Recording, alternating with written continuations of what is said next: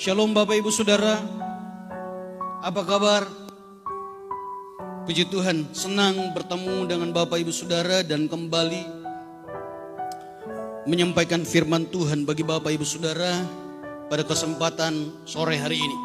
Baik, kita akan mendengarkan firman Tuhan dari 1 Korintus pasal 16 ayatnya yang ke-21 sampai ayatnya yang ke-22. 1 Korintus 16 ayat 21 sampai ayat yang ke-22. Saya baca ayat 21 dan kita sama-sama membacanya dengan suara yang lantang ayatnya yang ke-22. Dengan tanganku sendiri aku menulis ini. Salam dari Paulus. 2, 3.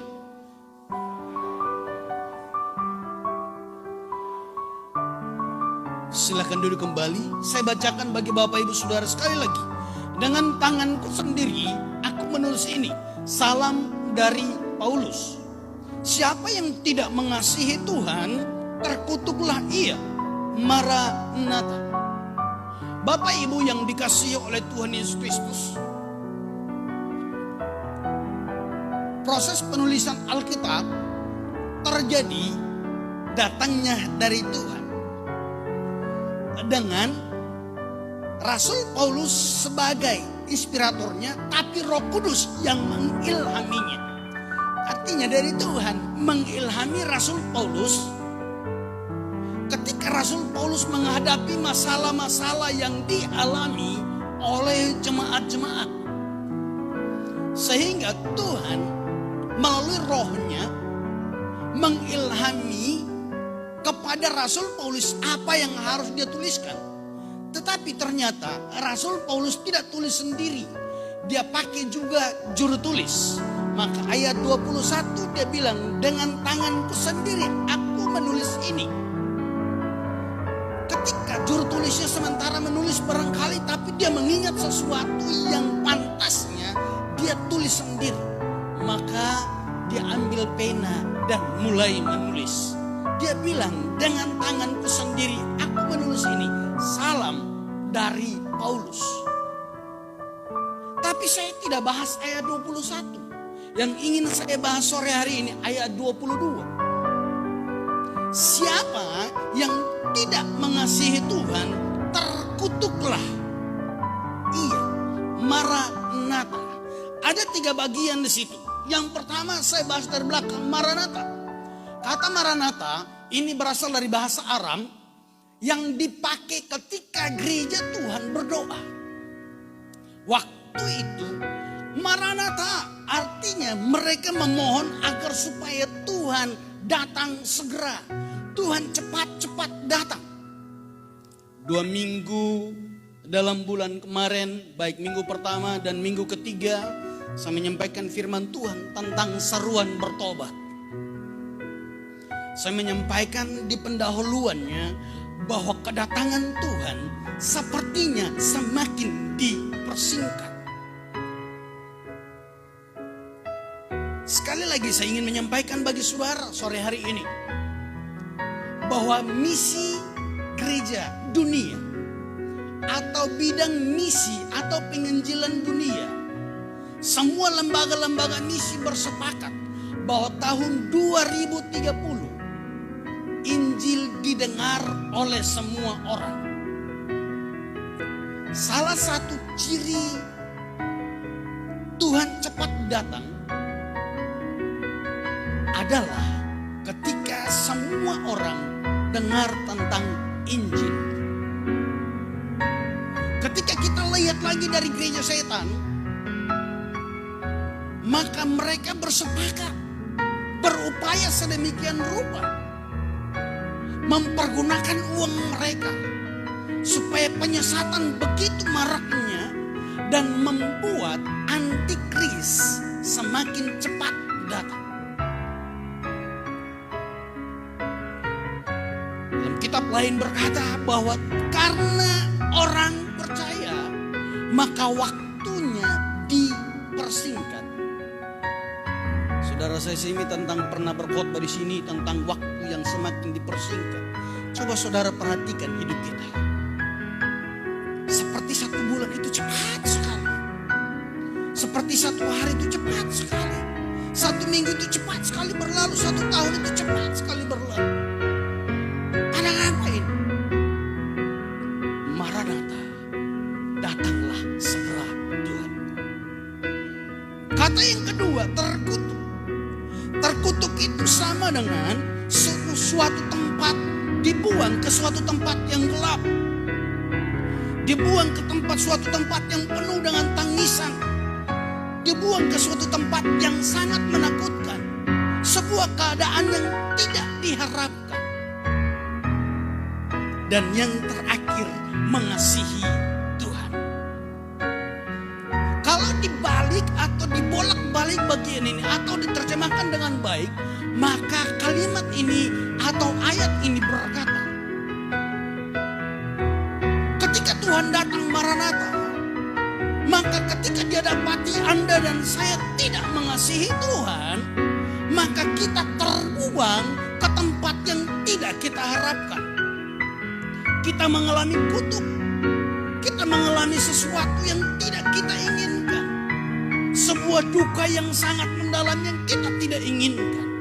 Karena kita terkutuk.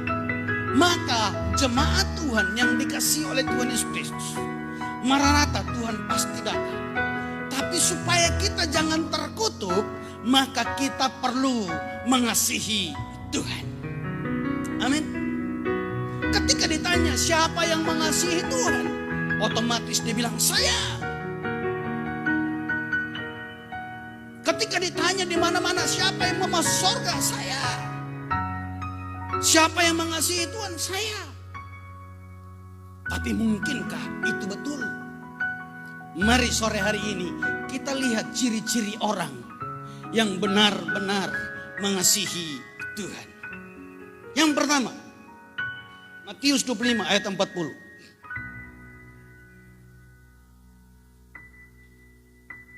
Matius 25 ayat 40. Alkitab berkata seperti ini. Dan raja itu akan menjawab mereka, aku berkata kepadamu, sesungguhnya segala sesuatu yang kamu lakukan untuk salah seorang dari saudara-saudaraku yang paling hina ini, kamu telah melakukannya untuk aku. Poin yang pertama, ciri orang yang mengasihi Tuhan adalah peduli dengan sesama. Peduli dengan sesama. Kalau saudara baca ayat-ayat sebelumnya, ini terjadi pengajaran Yesus kepada murid-muridnya.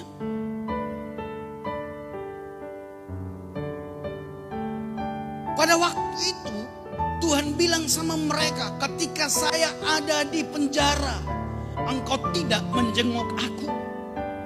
Ketika aku tidak punya pakaian, kamu tidak kasih aku pakaian.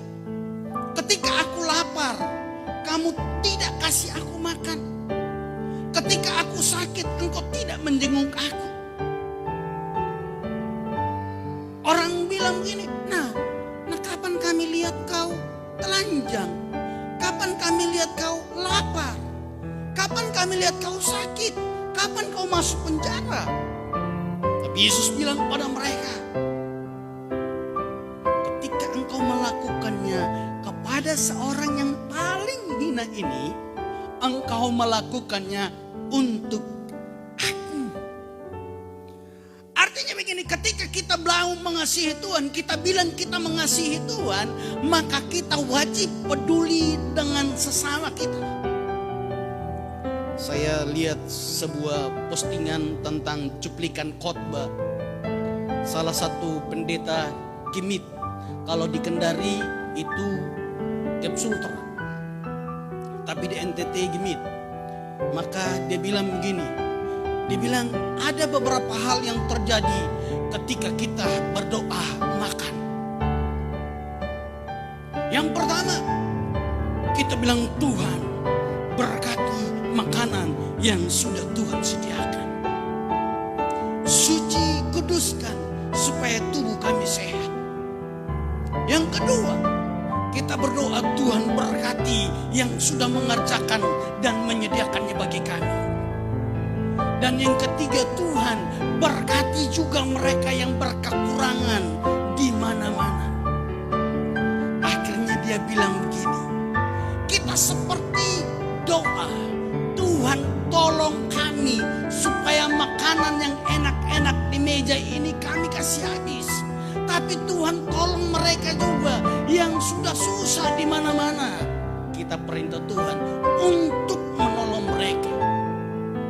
Padahal orang percaya ada di muka bumi ini mewakili Tuhan untuk menolong orang-orang lain. Amin. Sekali lagi, orang percaya Anda dipilih di muka bumi ini supaya melalui kita Tuhan dipermuliakan lewat kita berbagi dengan mereka. Bapak Ibu saudara-saudara yang dikasihi oleh Tuhan Yesus Kristus, orang tua saya di depan saya. 2 tahun lalu dia mulai mempercayakan saya ketika COVID. Dia mempercayakan saya untuk mengatur pelayanan. Selanjutnya belanja di pastori saya mulai atur. Tapi saya tidak pernah melewatkan bersama-sama dia mengurusnya. Saya laporkan semua kepada dia. Saya berkompromi dengan ibu gembala. Nah, yang penting di pastori tidak kekurangan, kita cukup makan. Operasional kita cukup. Maka mari kita berbagi dengan hamba-hamba Tuhan yang lain. Yang ada di desa, yang membutuhkan, yang sementara membangun, yang kekurangan makanan, mari kita berbagi dengan mereka. Ibu bilang, atur yang baik. Bapak Ibu saudara-saudara, mulai dari situ kita mengaturnya. Hampir setiap bulan kita berbagi dengan orang lain. Kenapa? Kami mengajarkan berbagi. Jangan sampai kami cuma tahu menerima tapi tidak mau berbagi. Ketika Anda berbagi Bapak Ibu saudara-saudara, Anda tidak ada kekurangan. Maka jangan tunggu nanti Anda kaya baru berbagi. Kalau Anda kaya baru berbagi itu mah biasa. Tapi mulai berbagi dengan apa yang ada pada kamu. Janda Sarfat contohnya. Pak, Bu, ketika Elia kelaparan, dia datang, Tuhan suruh dia ke Sarfat. Di Sarfat, dia temui seorang janda yang punya anak satu. Yang menurut janda ini, tepungnya tinggal sedikit. Minyaknya dalam buli-buli tinggal sedikit. Tapi Elia bilang begini, buat dulu untuk aku. Janda itu bilang begini, ini tinggal sedikit. Dan kalau saya buatkan untuk kamu, saya tinggal tunggu mati. Karena sudah tidak ada apa-apa lagi. Tapi karena kau abdi Allah, Tuhan yang menyuruhmu datang ke sini, maka aku lakukan juga. Apa yang dia lakukan? Janda itu buat dahulu. Dia ambil tepung itu dia buat. Minyak itu dia gorengkan. Dia buat untuk Elia. Apa yang terjadi Bapak Ibu? Setiap pagi ketika dia membuat roti, buli-buli yang tadi tinggal minyaknya sedikit tidak pernah habis. Tepung yang ada dalam tempayan itu tidak juga pernah habis. Dan puji Tuhan, sampai masa penuaian tiba, masa kelimpahan kembali tiba untuk orang Israel, janda Sarfat tidak mati karena dia sudah melakukan duluan untuk Tuhan. Maka jangan takut untuk berbagi dengan orang lain. Seringkali kita tidak mau berbagi.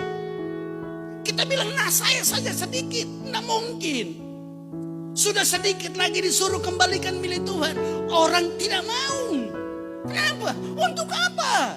Bikin kayak pendeta. Untuk apa sudah banyak uang di gereja? Tidak Bapak Ibu saudara-saudara. Ini tanda Anda mau melakukan firman Tuhan. Ini tanda Anda mau berbagi dengan orang lain. Dan saya ingin bilang sama saudara, orang yang berbagi tidak akan mengalami kekurangan. Itu Alkitab. Itu firman Tuhan. Yakini ini dalam masa sulit hidupmu. Mari Anda berbagi. Karena ketika Anda berbagi dengan orang lain, Anda sementara membuktikan dirimu mengasihi Tuhan. Karena bukti orang mengasihi Tuhan, dia akan peduli dengan orang-orang di sekitarnya. Yang kedua, 1 Yohanes 3 ayat 14 sampai 16. 1 Yohanes 3 ayat 14 dan 16. Kita tahu bahwa kita sudah berpindah dari dalam maut ke dalam hidup. Yaitu karena kita mengasihi saudara kita. Barang siapa tidak mengasihi, ia tetap di dalam maut. Setiap orang yang membenci saudaranya adalah seorang pembunuh manusia. Dan kamu tahu bahwa tidak ada seorang pembunuh yang tetap hidup, yang tetap memiliki hidup yang kekal di dalam dirinya. Demikianlah kita ketahui bahwa kasih Kristus, yaitu bahwa ia telah menyerahkan nyawanya untuk kita. Jadi kita pun wajib menyerahkan nyawa kita untuk saudara-saudara kita. Poin yang kedua, bukti Anda dan saya mengasihi Tuhan, Anda tidak membenci siapapun. Sekali lagi dengar baik. Bukti Anda mencintai Tuhan, Anda tidak membenci siapapun. Pak, Bu, teman-teman, saudara-saudaraku, dunia sementara pahit hari ini. Bukti pahitnya dunia, suami benci istri, satu tempat tidur. Istri benci suami, satu tempat tidur. Satu rumah, orang tua benci anak. Anak benci orang tua. Tahu kesalahannya apa? Sepele. Tidak banyak-banyak kesalahannya, tapi kepahitan. Maka yang ada, kopi kurang gula sedikit, kopi terlempar. Karena cuman kurang gula sedikit. Yang ada pembunuhan terjadi antara suami dan istri. Yang ada orang tua merencanakan bunuh anak. Yang ada orang tua rencana bunuh orang tua. Anak rencana bunuh orang tua. Kenapa? Karena kepahitan. Karena kebencian. Masalahnya tidak besar, sedikit. Kasih mulai tawar. Tapi orang percaya, jemaat kami di Mandonga, Tuhan bilang Anda tidak boleh membenci siapapun juga. Karena kalau Anda membenci, maka Anda seorang pembunuh manusia. Wow. Dan kalau kita membenci, maka Tuhan bilang tidak ada hidup kekal yang tetap tinggal dalam diri kita. Yang ada pastinya kutuk, laknat, neraka. Kadang-kadang gara-gara tanah sejengkal kita berkelahi. Jangan saudara, saya mengalaminya. Papa saya dengan omnya berkelahi gara-gara tanah. Sampai papa saya mati, tanah itu tidak selesai-selesai. Kakak-kakak saya mau melanjutkannya, tapi saya ahli warisnya. Maka dimintalah rekomendasi dari saya untuk mereka urus tanah itu. Tapi saya bilang begini, karena saya hamba Tuhan. Saya bilang sama mereka begini, yang sudah ditinggali om, kalau om mau berdamai, jangan ambil lagi. Yang sisanya yang tidak dia tinggali, ambil kembali. Berbagi dengan saudara-saudara. Tapi om tidak mau dengar. Lanjut ke pengadilan. Sampai di pengadilan, pengacara bilang sama dia, itu anak bilang, kalau kau mengalah, yang sudah kau tinggali ambil. Akhirnya dia sudah tahu dia kalah. Maka dia minta damai. Mereka telepon saya bilang kasih. Yang sudah ada kita ambil kembali. Puji Tuhan, saya berpikir saya juga sudah tidak dapat karena saya sudah tidak ditelepon-telepon. Tapi puji Tuhan, saya dapat 50 juta. Saya pakai beli tanah di belakang gereja. 30 juta, lebihnya fondasi. Sudah fondasi sampai hari ini tidak dilanjut bangun-bangun. Babu karena gara-gara tanah. Orang baku potong. orang baku fitnah sedikit. Hai, kita mati. Cuma 1 kali 2 kita tinggalkan semua. Tidak ada kau bawa pula. Orang kadang saudara-saudara saya, keponakan saya mati, ditaruh HP juga ke dalam. Orang pikir dia masih menelpon di dalam kubur barangkali kan. Biar kau bawa emas, coba kau bawa 1 kilo ini malam. Besok pagi orang lihat, orang gali, selesai kok. Tidak ada apa-apanya. Kenapa kita mesti membenci? Gara-gara hal sepele. Mari, dunia yang pahit ini jangan menjadi bagian saudara dan saya. Jangan membenci siapapun juga, tetapi berani memaafkan, berani mengampuni.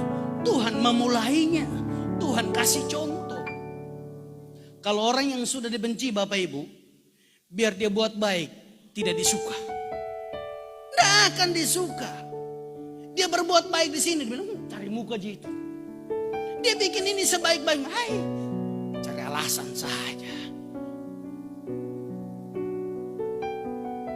Tuhan kemana-mana dia dibenci. Ahli-ahli Taurat membenci, tidak suka. Dia buat kasih semua orang, dia dibenci. Dia duduk sama orang-orang berdosa. Dia bilang, dia duduk lagi sama-sama orang berdosa. Dia bikin apa tidak disuka. Tapi apa? Ketika dia sudah mati di kayu salib. Sebelum dia menghembuskan nafas terakhirnya. Dia bilang, Bapa, ampuni mereka. Karena mereka tidak tahu apa yang mereka lakukan. Bukankah ini juga diajarkan bagi kita melalui doa Bapa kami? Matius 6, 7, 8. Doa Bapa kami, Yesus ajarkan. Dan ampunilah kami seperti kami juga mengampuni orang lain. Ampunilah kami Bapa seperti kami juga mengampuni saudara kami. Tapi kita tidak. Terkadang kita bilang, tunggu nanti kita di sorga baru kita ketemu. Hei, dengar baik saudaraku. Dengar baik, saya sendiri dengar baik. Bahwa tidak ada orang yang seperti ini yang ada di sorga. Yang ada hidup kekal itu hilang dari dirinya karena membenci. Yang ketiga dan yang terakhir, Lukas 4 ayatnya yang ke-8.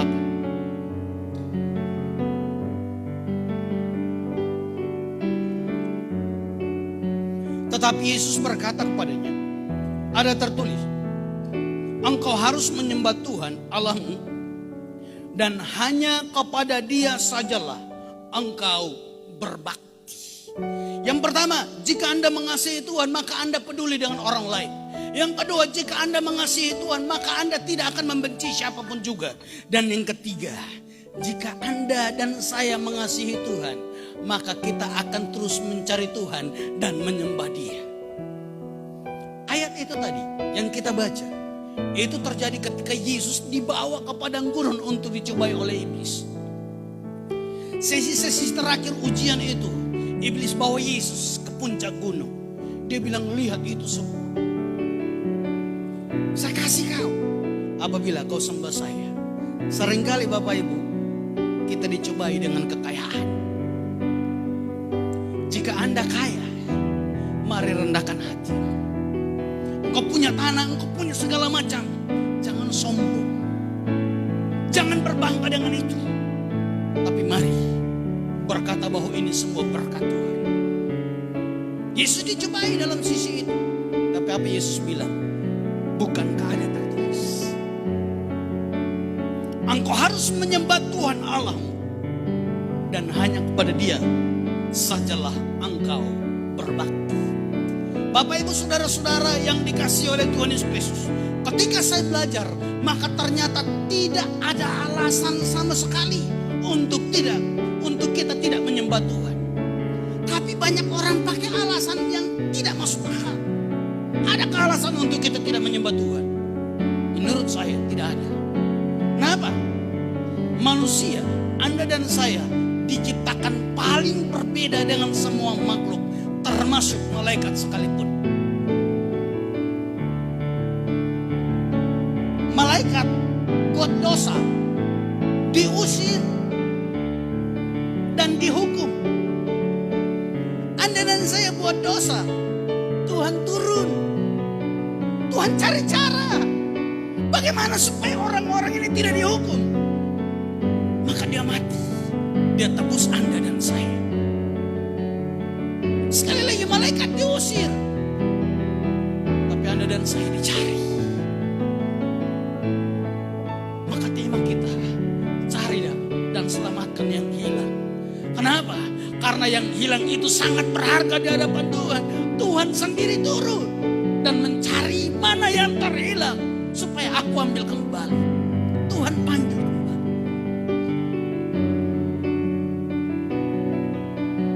Lebih dekat lagi, Tuhan bilang, panggil aku Bapa. Kita berdosa, kita tidak punya apa-apa, tapi Tuhan bilang, panggil aku Bapa. Dia sangat mencintai saudara dan saya. Maka tidak ada alasan untuk tidak menyembah Tuhan.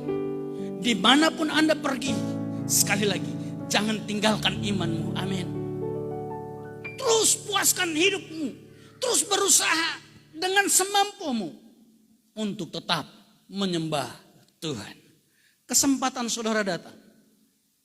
Tadi pagi dalam doa bersama pelayan-pelayan, saya bilang begini, Tuhan, tolong kami supaya melalui pelayanan kami membuat Tuhan bahagia, menyenangkan hati Tuhan, membuat Tuhan suka dengan puji-pujian kami, permainan musik kami, tarian kami. Kenapa? Untuk apa Anda datang ke gereja? Kalau bukan untuk membahagiakan Tuhan. Anda dan saya datang ke gereja melayani. Sebaik ini bukan untuk tampil gagah-gagahan pakai jas, bukan. Ketika Anda datang pelayanan, Anda datang gereja, sementara Anda datang berusaha, Tuhan, saya membuat yang kecil ini untuk menyenangkan-Mu. Untuk apa Anda bawa kolektif, persembahan, persepuluhan dan lain sebagainya? Sebenarnya tujuan paling hakikinya, tujuan paling utamanya, Tuhan, aku tidak bisa balas apa yang Kau punya, yang Kau sudah kasih kepada saya. Yang saya bawa ini hanya kalau boleh ini membuat Tuhan senang.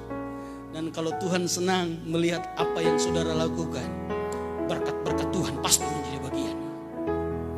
3 hal sudah saya bagikan bagi saudara, bukti Anda mengasihi Tuhan. Yang pertama, Anda peduli dengan orang lain. Mari belajar peduli dengan orang lain. Jangan cuma menarik perhatian, menarik segala sesuatu untuk kita. Mulai dengan apa yang ada padamu. Yang kedua, mulai hari ini, mungkin kemarin-kemarin engkau membenci. Hari ini maafkan mereka, ampuni mereka. Karena ketika engkau tidak mengampuni, Tuhan juga tidak mengampuni kita. Dan yang ketiga, belajar terus menyembah Tuhan sampai akhir garis hidup. Aku mengasihi engkau, Yesus. Mari sama-sama bangkit berdiri.